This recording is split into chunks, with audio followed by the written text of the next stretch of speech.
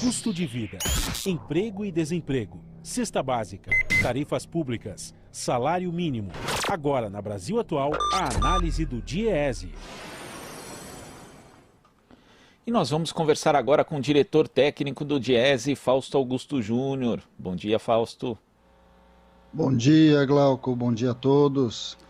Fausto, ontem nós tivemos uma ótima notícia que foi a aprovação pelo Senado em primeiro turno do novo Fundeb, tornando permanente e também garantindo aí um maior aporte de recursos da União, entre outras conquistas, como também a manutenção do custo aluno-qualidade. Como é que você viu essa vitória, Fausto? Bem, Glauco, hoje é um dia bastante especial, né? Porque hoje deve ser promulgado pelo Congresso Nacional, depois da aprovação de ontem pelo Senado, do novo Fundeb. E agora é um Fundeb permanente, ou seja, ele vai para o texto constitucional, ele vai sem prazo, né? Lembrando que o Fundeb até então ele tinha prazos aí, o prazo vencia esse ano, o prazo de 10 anos, agora ele passa a incorporar o texto da Constituição e assim passa a dar mais segurança para garantir os recursos que vão, de certo modo, financiar a educação para o próximo período. É fundamental porque o novo Fundeb, além de garantir mais aporte da União, ou seja, ele equaliza melhor as receitas que vão ser distribuídas para estados e municípios, tem tudo para chegar nos municípios menores, nas escolas que mais necessitam. Então esse é um dado bastante importante. A participação da União, ela cresce, ela sai dos 10%, podendo chegar até 23%, acho que isso é bastante significativo.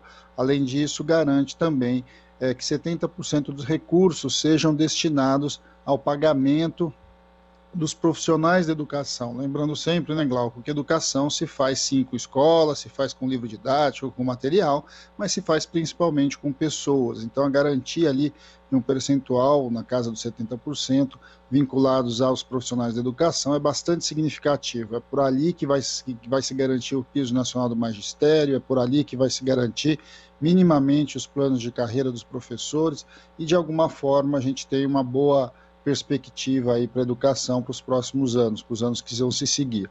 É claro que ainda a gente precisa da regulamentação, né? Nós temos aí uma discussão bastante grande que deve passar aí pela Câmara e pelo Senado aí nos próximos períodos, e em especial porque também o texto do Fundeb, ele traz uma novidade importante, que é o custo aluno-qualidade.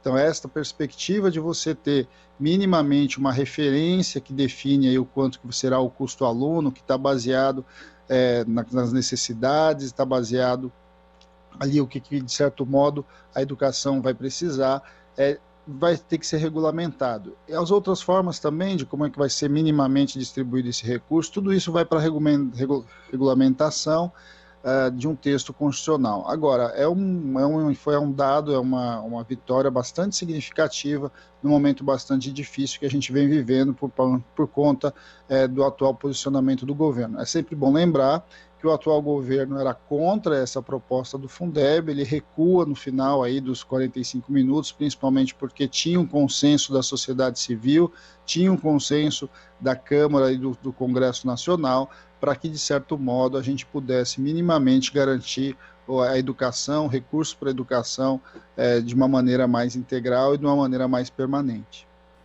E era esse aspecto que eu queria abordar com você também, Fausto. A gente sabe que o Fundeb foi aprovado apesar do governo, que durante boa parte do processo se omitiu e depois tentou jogar contra, como você mencionou.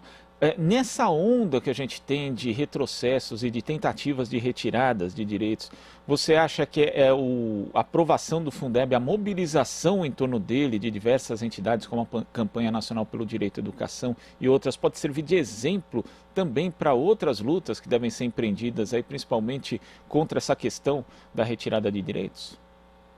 Não há a menor dúvida, Glauco. A mobilização para a educação, ela levantou muita gente, ela trouxe a sociedade civil organizada, ela trouxe o movimento sindical, o movimento dos professores, os sindicatos vinculados aos professores, ela trouxe as entidades dos estudantes, né, a UNE, a UBS, ou seja, se mobilizaram em torno do Fundeb.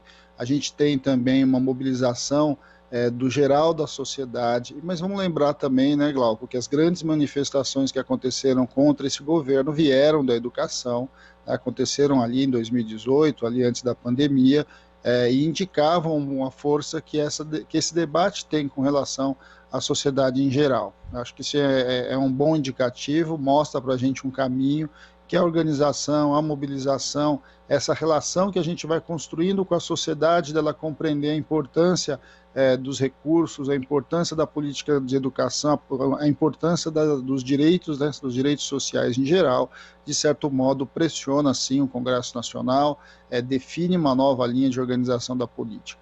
É claro que nada é tão simples assim. É bom lembrar que o Fundeb tinha apoio, inclusive, de movimentos vinculados à educação, também da área empresarial. Então, a gente tem ali, conseguiu em torno da educação um grande consenso. Eu creio que esse deve ser um dos debates que a gente tem que fazer para outras áreas, como, por exemplo, a saúde, como foi com relação à previdência, assistência social. Nós vamos discutir aí provavelmente uma renda básica de cidadania nos próximos períodos. Tudo isso, de certo modo, tem que envolver um conjunto maior da população, e a população precisa compreender os debates que estão acontecendo, porque muitas vezes tudo aparece como uma grande disputa, e o que a gente tem de verdade são interesses que a população em geral precisa, sabe da necessidade, mas muitas vezes não é chamada para debater. Então, a lição que fica para nós do debate da Fundeb é que é preciso trazer o conjunto da sociedade para um debate sobre o que será o futuro desse país. A discussão da educação aponta para uma possibilidade de melhoria, sim, da educação.